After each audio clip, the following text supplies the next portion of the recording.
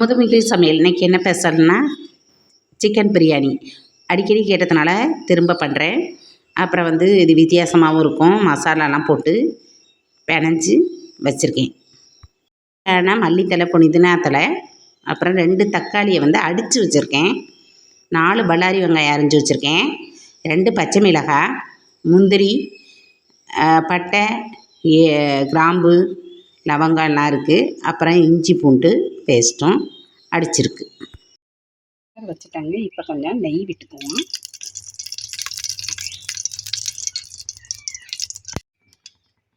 கொஞ்சம் ஆயில் விட்டுக்குவோம்.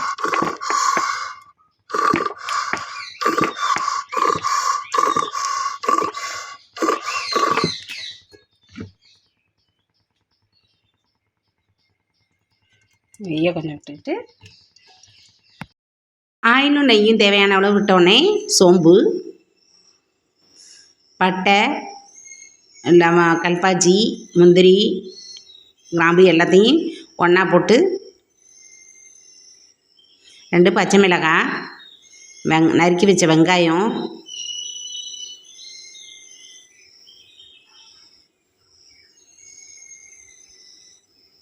எல்லாத்தையும் மொத்தமாக சேர்த்துக்கிட்டு நல்லா வதக்கி கொடுக்கணுங்க.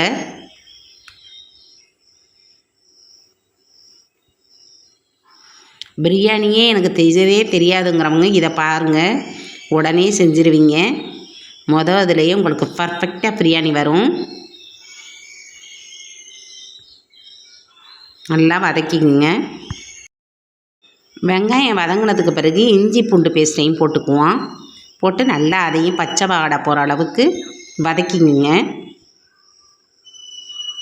வதக்கிக்கிட்டு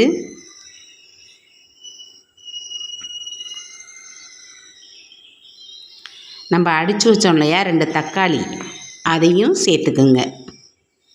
சேர்த்துக்கிட்டு நல்லா கிண்டிக்குங்க. தக்காளி ரொம்ப சேர்க்க வேண்டாம், சேர்த்திங்கன்னா அது தக்காளி சாதம் ஆகிடும். அதனால் 2 பழம் போதும். வதங்கினது பிறகு கொஞ்சம் தயிர் சேர்த்துக்குங்க. கொஞ்சமாக சேர்த்தா போதும். நான் எவ்வளோ ஊற்றுறேன்னு பாருங்கள், அது மாதிரி சேர்த்துக்குங்க. அப்புறம் இது கொஞ்சம் கிண்டினோடனே நம்ம சிக்கனை சேர்க்கணும். சிக்கனில் என்ன போட்டிருக்கோம்னா மசாலா, சோம்புத்தூள், மஞ்சத்தூள், உப்பு, கொஞ்சம் மிளகாத்தூள் இதெல்லாம் போட்டு நல்லா நான் ஒரு 10 நிமிஷம் ஊற வச்சுருந்தேன். அதைத்தான் போட்டு இப்போ கிண்டிக்கிறோம். அப்புறம் மசாலா அதுக்கு என்ன சேர்க்குறோம்னா 1 ஸ்பூன் காஷ்மீர் மிளகாத்தூள், சோம்புத்தூள், பிரியாணி மசாலா கொஞ்சம் தான் சேர்த்துருக்கேன் பாருங்கள்.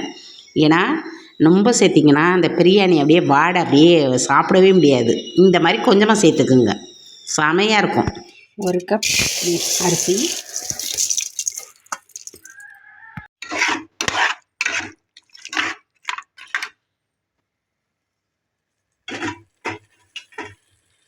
புதினா,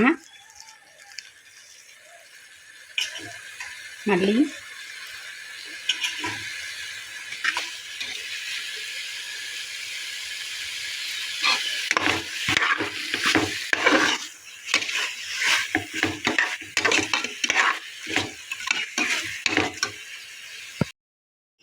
ஒரு பாதி அளவு லெமன், எலுமிச்சம்பழம்,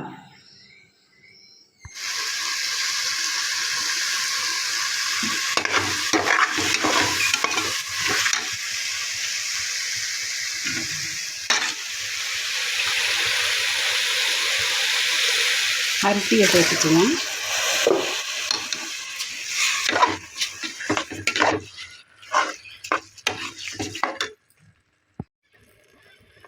ஒரு ஸ்பூன் மஞ்சத்தூள்,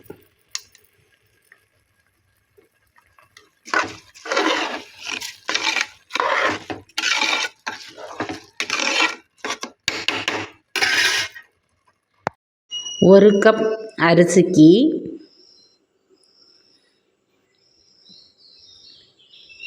சாதாரண பிரியாணி செய்யாந்தால் 1 கப் அரிசிக்கு 2 கப்பு தண்ணி விடணும்.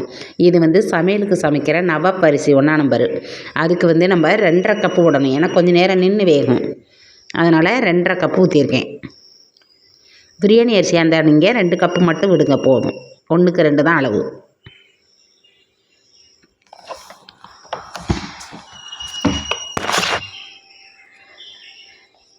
இந்த அரிசியில் நீங்கள் செஞ்சீங்கன்னா பிரியாணி பொழு பொழுன்னு அவ்வளோ சூப்பராக வந்துச்சுங்க. தேவையான அளவு உப்பு.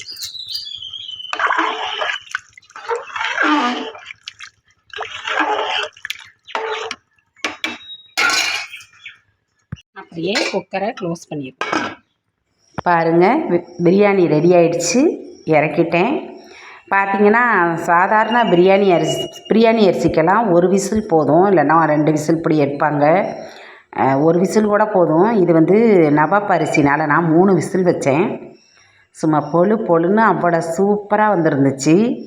பார்க்கவே அவ்வளோ கலர்ஃபுல்லாக காஷ்மீர் மிளகாத்தூள் அப்படியே தூக்கி கொடுத்துச்சு அந்த பிரியாணியை.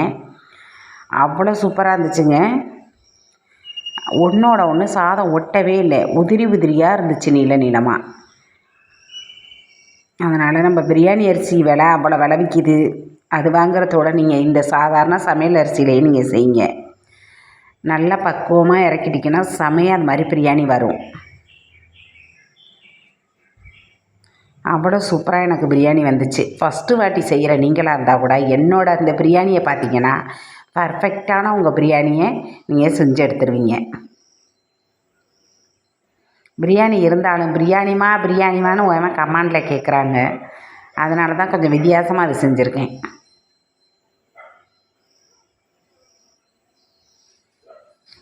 அவ்வளோ டேஸ்ட்டாகவும் இருந்துச்சு. நீங்கள் உப்பு போட்டு க்ளோஸ் பண்ணையில் உப்பு இருக்கான்னு பார்த்துக்குங்க. இந்த வீடியோ உங்களுக்கு பிடிச்சிச்சின்னா கமெண்ட் பண்ணுங்கள், லைக் பண்ணுங்கள். பாய்ங்க.